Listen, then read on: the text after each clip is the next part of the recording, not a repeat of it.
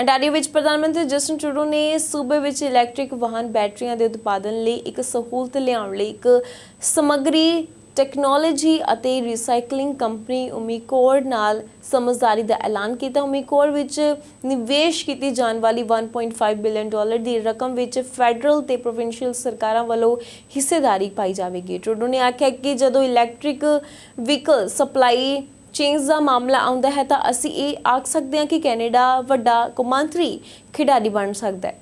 Being here at Queen's today reminds us all that the engine of our economy has always been Canadians' drive and talent. Their desire and their abilities to work hard to solve extraordinary challenges and to build a better future is what gathers them here today in this extraordinary institution, but indeed motivates Canadians from coast to coast to coast. I'm here today to harness that power of Canadian innovation and hard work by announcing that we've reached a deal with Umicore to build a new battery facility in Loyalist Township. This plant will supply materials for 1 million electric vehicles a year. Canada isn't just going to be a global player in EVs. With this and other announcements we've made, we demonstrate that we get to be global leaders in electric vehicles. This is big news. What does it actually mean for people here in the area and across the country?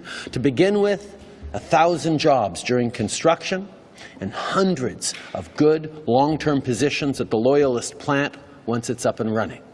Today's deal is just one of many, as we mentioned, we've reached this year. The numbers speak for themselves.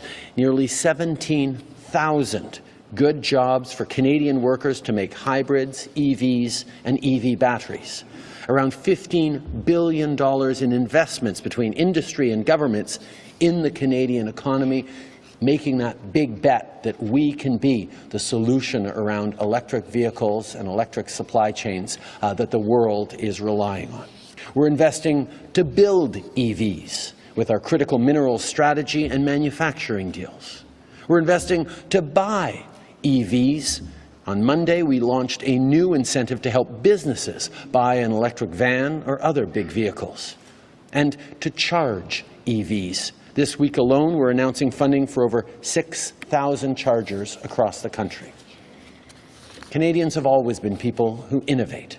Today, we're reminded that that remains our path forward. With Canadian know-how, we can grow our economy and make life more affordable while leaving a bright future for our kids. C'est ça le Canada.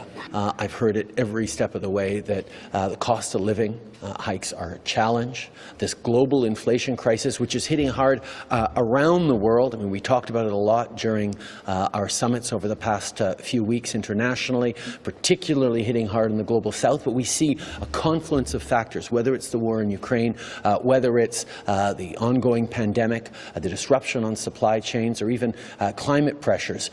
We know that families are struggling. And that's why, as a government, we made a promise to have people's backs, and we've continued to, with investments to support families, including by cutting childcare costs.